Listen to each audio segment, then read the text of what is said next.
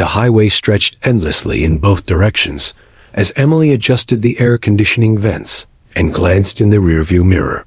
Lily, her 3-year-old daughter, was humming softly in the back seat, cradling her stuffed bunny and wearing her usual pink bracelet. The bracelet had tiny beads, a heart charm, and one small silver tag engraved with her name. To anyone else, it was just a child's accessory. But for Emily, it held deeper meaning, a safety tool, a quiet signal taught to Lily by her father, who had trained canine units for years. Daniel, Emily's husband, leaned slightly forward as he drove, watching for a place to stop. They had been on the road for hours, heading from their home in Tennessee to visit family in North Carolina. The sky had turned golden, and the shadows of trees were beginning to stretch long across the road. As Lily yawned and rubbed her eyes, Daniel spotted a blue sign that read, "Rest Area 1 mile." "We'll stop here," he said, glancing over at Emily. "Good idea," she replied. "Lily needs to use the restroom, and Max could use a break too." Max, their German shepherd, stirred slightly at the mention of his name. He had been lying quietly in the back of the SUV, ever alert but calm.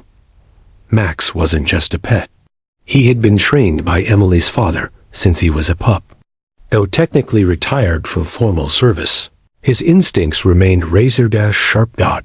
They pulled into the rest stop, just as the sun dipped below the trees. It was oddly quiet. Only one other car, an old blue van with tinted windows, was parked. At the far end, there were no other families, no kids running around, and no travelers sipping coffee on the benches. Emily felt a slight chill, despite the warm air. Daniel parked the car, and Max let out a low, short bark, not aggressive, but as if announcing he was awake and watching. "Stay here, bud," Daniel told him. "We'll be quick." Emily opened the back door and unbuckled Lily, who immediately reached for her mother's hand with one and clutched her bunny in the other. Her bracelet jingled slightly as she walked, the sound soft but noticeable. They made their way to the restroom building. As Daniel went to refuel at the nearby station, the air was still. Leaves barely moved. Somewhere in the trees, a bird chirped once and then went silent. Emily felt it again, that sense of unease. She turned and looked back at the car. Max was sitting up now, eyes fixed on her and Lily. "Just a quick bathroom." "Break," Emily whispered, trying to reassure herself more than her daughter. Lily nodded, then gave her mom a small grin before disappearing into the restroom. Emily waited by the entrance, looking around. The lot was still empty except for that old van. Its windows reflected the sun, making it impossible to see inside. She turned back toward the restroom door, listening for the sound of Lily washing. Her hands, that's when she saw him. A tall man with a ball cap pulled low and sunglasses on, was walking slowly from behind the vending machines. He had something in his hand, a small stuffed toy, and was heading directly toward the restroom door. His eyes, hidden behind his sunglasses, seemed to be focused on Lily, who was just stepping outside. "Hey there," the man said cheerfully. Crouching slightly, "Did you drop this?" Emily's heart raced. She called out, "Lily, come here, please." But the man ignored her. He took a step closer to Lily, holding out the toy. His smile didn't reach his eyes. Lily froze. Her little hand reached up to her bracelet. She tapped it once, twice, 3 times, and held it tightly. Back at the car, Max stood up. His ears twitched. Then, without a sound, he leaped from the car and began running fast straight toward them. Max's paws hit the pavement in a steady, thunderous rhythm. His body was low and fast, muscles tight with focus. From the car to the restrooms, it was nearly 40 feet, but to Max, it might as well have been nothing. The second Lily tapped her bracelet, something in him flipped, an unshakable instinct honed by years of training and pure loyalty. The man didn't notice Max right away. He was still crouched near Lily, trying to coax her closer with a smile that now looked forced and strained. "It's okay," he said softly. "I just found this toy near the bathroom. Do you want it?" Emily shouted louder now, stepping quickly toward Lily. "Stop. She doesn't know you." But the man raised his hand as if to block her voice and said, "Relax. I'm just trying to help." And that's when Max reached them. With a deep, rumbling growl that echoed off the restroom walls, Max darted between Lily and the man, placing his massive body directly in the stranger's path. He barked once, sharp and commanding. His stance was rigid, protective, not yet attacking, but making it absolutely clear. "Come closer, and there will be consequences." The man froze. His body language changed instantly. The fake smile dropped. He stood upright and took 2 cautious steps back, raising both hands in a gesture of surrender. Hey, it's just a misunderstanding," he said quickly, eyes now scanning the lot, looking for a quick exit. Emily rushed forward and scooped Lily into her arms. Max moved with her, staying between them and the man. Emily's heart pounded as she backed away. Then Daniel came running from the gas station, having heard the barking. "What happened?" he shouted, eyes darting from Max to the man. "This guy was trying to talk to Lily," Emily said breathlessly. Max ran up and blocked him. He wouldn't stop. "I said I thought she was lost," the man interrupted. She looked alone. Daniel didn't buy it for a second. "At a rest stop with 2 adults clearly nearby?" he snapped. "You were trying to lead her somewhere." The stranger held up his hands again. "You're overreacting." Just then, another voice called out. I saw him too. It came from a woman standing near the edge of the parking lot. She wore sunglasses and carried a camera bag. "I've been parked here for 20 minutes. That man has been pacing around his van and looking into cars. He tried to talk to a kid earlier. I didn't like it then, and I definitely don't like it now." The man's expression darkened. Daniel pulled out his phone. "I'm calling the police." The man immediately turned and started walking away, muttering something under his breath. "Whatever. You're all paranoid." Max barked again, not lunging but clearly ready. His body remained between Lily and the stranger at all times. The man made it back to the blue van. He opened the driver's side door but didn't get in. He stood there, looking back at them with a strange, unreadable expression. Emily held Lily tightly, who now rested her head on her mother's shoulder. Her bracelet caught the sunlight, glinting faintly. She didn't cry. She just kept whispering. To Max, "Good boy, good boy." The woman with the camera walked over to Daniel. "I got a picture of his license plate," she said, "just in case he leaves before the police arrive." Emily's hands were still shaking. She looked down at Max, whose tail was stiff but wagged slowly as Lily stroked his back. That bracelet signal, the one she once thought was just a sweet little game taught by Grandpa, had just stopped something terrible before it could begin. And now everyone was beginning to realize it. The tension in the air hung like a storm cloud. Emily didn't let go of Lily for a second. Daniel kept one eye on the man near the van while speaking quickly to the 911 operator. The stranger hadn't driven off, but his behavior was off. He leaned into the driver's side window, rummaged through something, then looked up and locked eyes with Daniel. The stare was cold, calculating. Max remained planted like a sentry, watching the man with unblinking focus. He didn't move unless Lily moved. It was clear to everyone now. Max wasn't acting out of instinct alone. He was responding to something deeply trained, something only he and Lily shared. Emily's mind flashed back to the day her father first gave Lily that bracelet. "She's young, but she's smart," her father had said. If anything ever feels wrong and you can't speak, just teach her this 3 taps. Max will know. That dog listens better than most people ever will." At the time, Emily had smiled politely, not truly believing it would ever matter. But now she was watching that lesson unfold in real time. Her father's voice echoed in her mind as she gripped Lily tightly. "If you train the dog with love and trust, he'll protect what you love the most."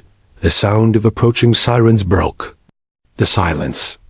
Flashing lights appeared at the entrance of the rest stop. The man stood still by the van, as if debating whether to run or act innocent. Instead, he calmly closed the driver's door and stood with his hands in his pockets. When 2 patrol cars pulled up, both officers exited quickly, hands near there. HOLSTERS. Daniel flagged them down. "He tried to lure my daughter toward his van. My wife saw it. Our dog intervened." The officers immediately approached the man. One began asking questions while the other headed toward the vehicle. The man maintained his calm. "I told them I saw a little girl alone. I just wanted to make sure she was okay." But the officer examining the van wasn't buying it. "Sir, what's in the back of this van?" he asked, tapping the rear doors. "Tools. I'm a contractor." "Then you won't mind if I take a look." The man shrugged and muttered something under his breath. He handed over a set of keys. Meanwhile, Emily sat on a bench nearby with Lily on her lap. Max lay at their feet, head resting on his paws, but eyes still locked on the van. The woman who had taken a photo of the license plate joined them, now giving a detailed statement to the second officer. The rear doors of the van creaked open, and what was inside made the officer freeze. He called for "Back up immediately." Emily couldn't see everything from her seat, but she noticed how quickly the officer's demeanor changed. The relaxed questioning turned into commands. The man was handcuffed within seconds. His entire face changed. Gone was the friendly act. His jaw clenched, his posture stiffened, and his eyes darted toward Max and Lily one last time before he was led to the back of the patrol car. Daniel walked over slowly, his face pale. They found kids' clothing, toys, and what looks like maps with markings. They think he's been traveling across state lines. Emily stared at him. "So, it wasn't just our imagination." "No," Daniel said. "It was something much worse." Max finally relaxed, his growl fading into a steady breath. Lily kissed his head and whispered, "Thank you, Max. I knew you'd come." Emily looked down at the bracelet wrapped around Lily's wrist. 3 taps had made all the difference, and they were only beginning to understand how much danger had been avoided by the bond between a little girl and her dog. The officers worked quickly, sectioning off the van with yellow tape as a detective. In plain clothes arrived. More patrol cars pulled in, and soon the once quiet rest stop buzzed with activity. Flashing lights painted the trees red and blue. The peaceful family stop had turned into the center of a serious investigation. Emily held Lily close on the bench, while Max sat alert at their feet. The detective approached them slowly, holding a notepad and offering a kind smile. He introduced himself as Detective Harris and crouched down to Lily's level, speaking gently. "You're very brave," he said. "Can I ask what you did when you saw that man?" Lily looked at her mom, then at Max. "I called Max," she said simply. "I did the bracelet thing Grandpa taught me." Harris raised an eyebrow, interested. "Bracelet thing?" Emily explained the special signal 3 taps on the bracelet and how her father, a retired canine handler, had trained Max to respond. Harris was clearly impressed. "That might have just saved more than one life today," he said. "Not many 3-year-olds know how to call for help without saying a word." Nearby, the officers opened a black duffel bag from the van and began taking inventory. Toys, children's shoes, packaged snacks, disposable phones. A chill ran down Daniel's spine. He couldn't stop imagining what could have happened if Max hadn't reacted, or if Lily hadn't remembered that signal. Another officer walked over with a clipboard and a grim face. "We ran his plates. The van's stolen. Registered to a woman reported missing 3 weeks ago." Emily gasped. The officer continued. "He's using a fake ID and has no consistent address. He's been on the move. We think this might be connected to a larger investigation into missing children across 3 states." The gravity of the situation settled on everyone like a heavy fog. What had started as a strange encounter now revealed a disturbing pattern. The man wasn't just a drifter. He was someone law enforcement had been trying to catch for a long time. Max stood and barked once, his gaze following the man now locked. In the back of a squad car, Lily placed a hand gently on Max's head. "He was bad," she whispered. Max knew. Daniel stepped away to take a call from Emily's father, who had just been updated about what happened. As a retired officer, he was both shaken and proud. He'd always said that Max was special, and now there was proof. "I trained him well," he said over the phone, voice trembling. "But Lily? Lily's the hero. She remembered. She acted." Daniel blinked back tears. "She's safe because of both of you." As more detectives arrived, the van was towed away for forensic analysis. Several reporters began showing up near the rest stop entrance. Camera crews already setting up. News was spreading fast. Emily and Daniel declined interviews, wanting to keep Lily out of the spotlight for now. One officer, however, turned to the group and said, "You know, it's rare we stop something before it happens. Today is different. That girl and that dog together, they stopped something terrible." Emily felt her throat tighten. She looked down at Lily's bracelet again. Something so small, so innocent-looking, had become a lifeline. The family was escorted to their car by police, with Max hopping in last, finally allowing himself to relax. His eyes never left Lily Dot as they drove away from the rest stop, still shaken but safe. They had no idea their story was already spreading. And what they didn't know yet was that the signal a simple tap on a bracelet was about to inspire families across the country.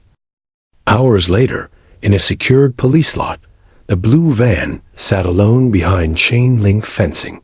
Inside the forensics lab, investigators opened boxes, photographed contents, and carefully logged each item.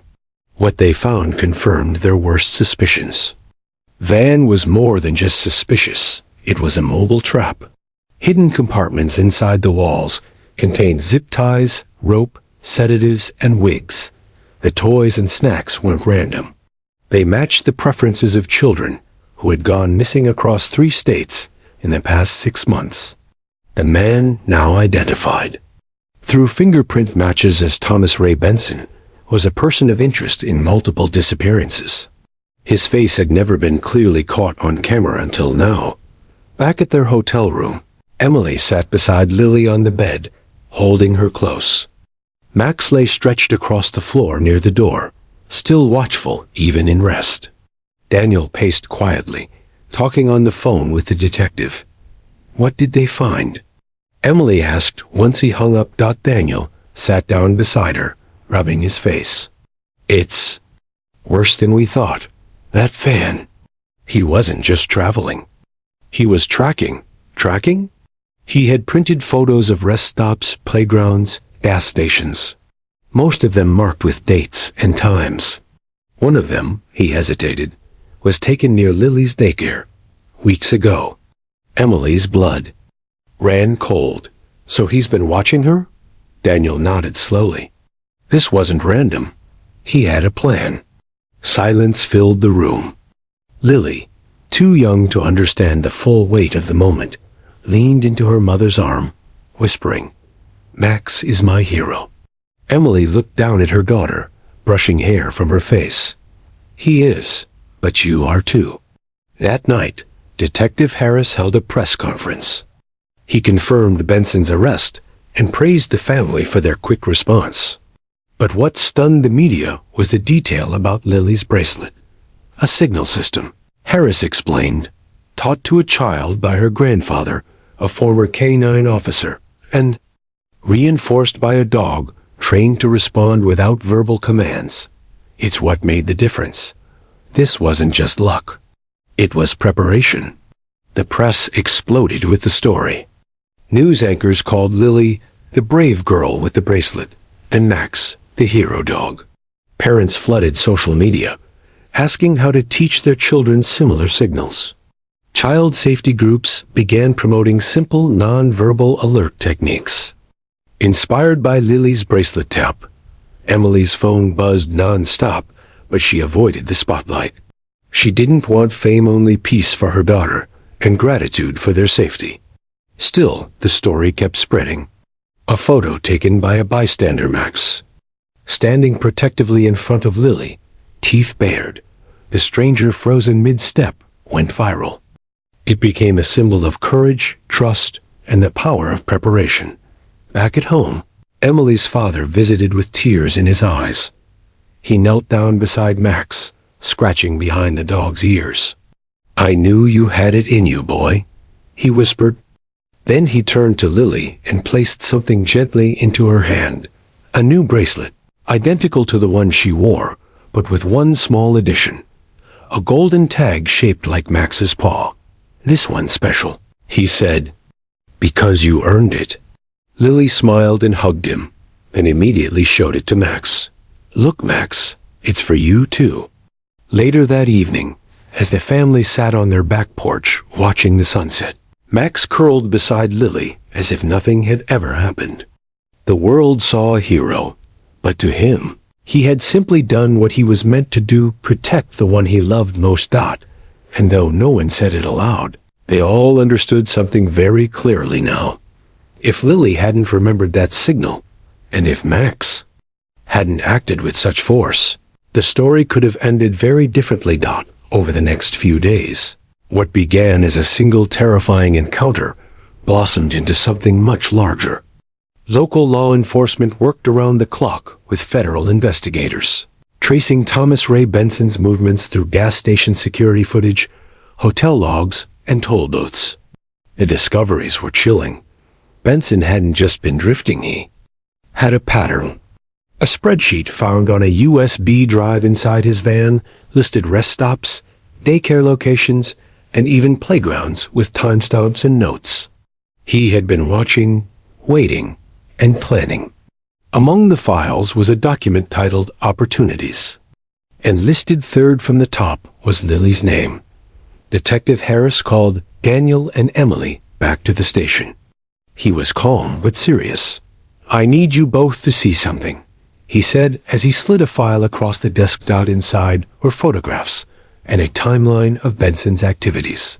"He's been following your family for over a week. He took photos of your car. He followed you to a diner 2 towns back. He was waiting for the right moment." Emily's hands trembled as she flipped through the pages.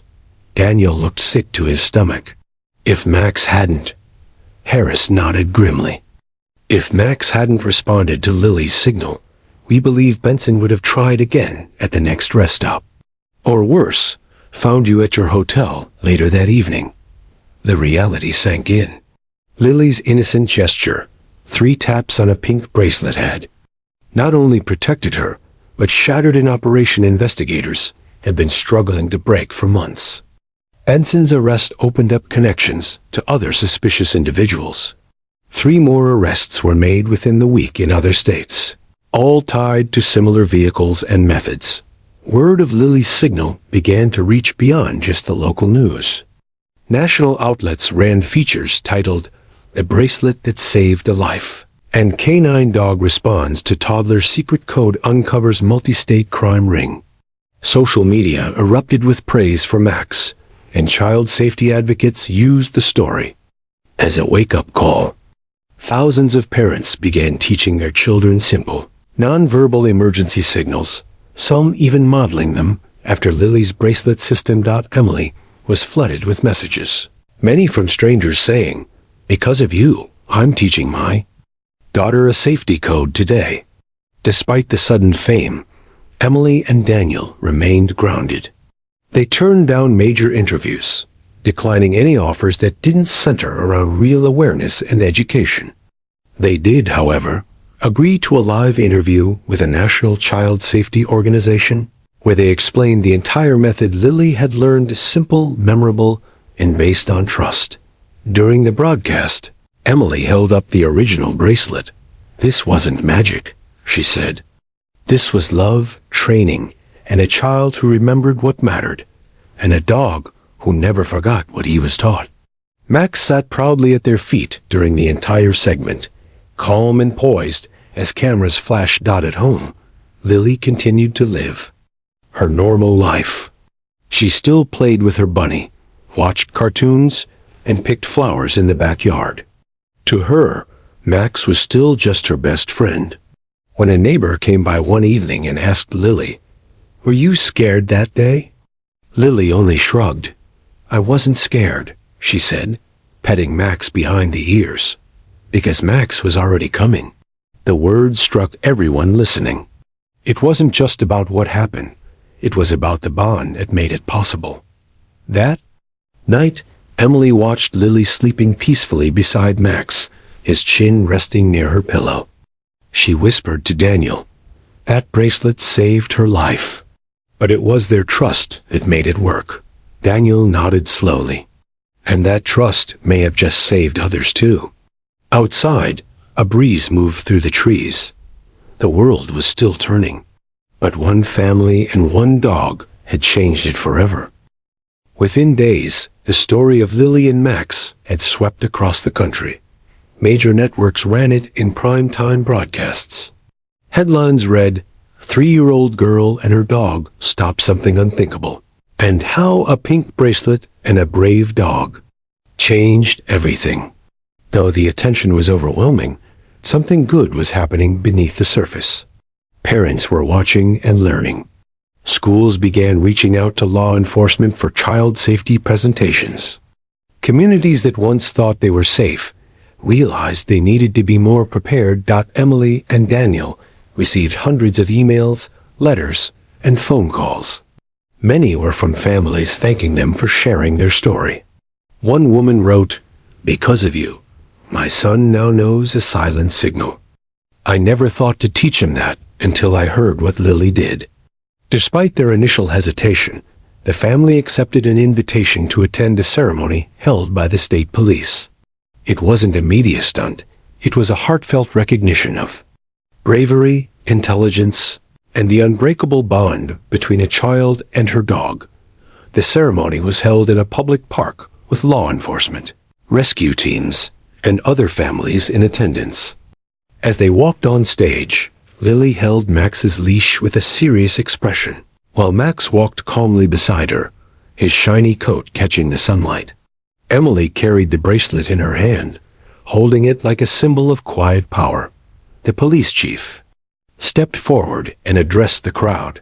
"Today we honor bravery, but not the kind we usually see in badges or uniforms," he said.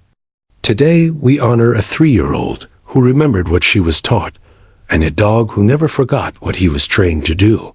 He turned toward Lily and knelt beside her, presenting Max with a custom-made medal in the shape of a paw print. "Max, for your courage and loyalty, you are officially recognized as a protector of the state." The crowd applauded, some wiping tears from their eyes. Max didn't bark or react wildly. He just sat, noble and steady, as if he understood the moment. Then, the chief handed Lily a framed certificate. It read, "For extraordinary courage in the face of danger." Lily clutched it close, not fully understanding the weight of it, but she knew Max had done something amazing. And she was proud. Later, while the crowd mingled, a reporter cautiously approached Emily and asked, "Why do you think your daughter remembered the bracelet signal at such a young age?" Emily smiled softly and said, "Because she trusted Max. She knew the signal wasn't just something we practiced. It was real. It was her way of speaking to someone who couldn't speak back." But who would always listen? Across the park, Daniel knelt down next to Max and gently tied a blue bandana around his neck, embroidered with the words, Lily's Guardian. Back home that evening, the family watched the sunset from their porch. They were emotionally drained, but thankful. The story that had shaken them to the core was now touching lives across the world. Even Lily's daycare had changed. They added new policies, trained their staff in silent alert signals, and taught children basic awareness skills, not to instill fear, but to empower them. As Lily played with her bunny and Max chased butterflies in the yard, Emily received one final message that day. It was from a detective in another state. Because of what you and your daughter did, we've identified another suspect. Your story is saving lives. Emily read it out loud to Daniel, and then looked at Lily, who was now laughing as Max spun in circles beside her. A pink bracelet, a silent signal, a loyal dog, and a little girl who simply believed he would come when she needed him. Weeks passed, but the story of Lily and Max continued to ripple outward. What began as a terrifying near miss at a remote rest stop had grown into a nationwide movement. Across schools, parks, and households, parents were now teaching their children silent signals, inspired by a 3-year-old's courage and a dog's unwavering loyalty. Though the cameras and media crews eventually moved on, the family's lives had quietly changed forever. Emily and Daniel became deeply involved in child safety education, partnering with local police departments to develop family-friendly programs. They didn't do it for fame. They did it because they now understood how close danger could come without warning. One afternoon, while visiting Lily's daycare, the director proudly showed them a new section of the classroom wall. It was decorated with posters about safety signals, stranger awareness, and pictures of kids practicing tap codes. In the center was a framed photo of Lily and Max, taken during the ceremony. Emily felt her throat tighten with emotion. We teach this now because of her, the director said. She showed us how even the smallest child can be strong when they know what to do. At home, life settled back into a comforting routine. Lily continued to play in the backyard with Max, her laughter echoing through the garden. Max followed her everywhere, no longer just a protector but a partner. Their bond had grown even stronger, if that was possible. He never let her out of his sight, and she never stopped believing he'd always be there. One rainy afternoon, as thunder rolled outside and the wind pressed against the windows, Lily crawled onto the couch with Max and held his face in her little hands. You knew, she whispered. You knew I needed you. Max gave a small huff, rested his chin on her lap, and closed his eyes. Later that week, the family received a handwritten letter from a woman in Texas. She was a mother of 2, and her niece had recently gone missing. Authorities had used the same tracking methods uncovered from Benson's van to locate the suspect. The woman wrote, They found her because of what your daughter did. Because of your story, we had the tools to act fast. She's home now, safe. Thank you. Daniel read the letter aloud at the dinner table, his voice catching. Emily reached over and took his hand. This, she said softly, this is why it had to be shared. The bracelet, once a playful gift from Lily's grandfather, had now become a symbol of hope. Child advocacy groups began producing similar ones, selling them with instructions for parents to customize safety codes. A simple accessory had become a nationwide teaching tool. One evening, while walking Max through the neighborhood, a little boy and his mother stopped them. The boy pointed excitedly at Max and said, That's the dog from the story. Emily smiled and knelt beside him. That's Max, and yes, he's real, and he's still looking after Lily every day. The boy looked at Max with awe and whispered, He's a superhero. Back home, Lily climbed into bed and held out her wrist to Max, tapping it gently. Once, twice, 3 times. Max immediately stood, circled the bed, and lay down beside her, resting his back against the frame. It had become their nightly ritual. A private moment, a simple reassurance that nothing bad would happen on his watch. Emily watched from the doorway, arms folded, heart full. She didn't need to say a word, because Lily already knew Max would always come. And the world, now watching, had learned something powerful. Sometimes, the smallest signal can create the biggest change. And sometimes, all it takes is one little girl. And a dog who never needed words to understand.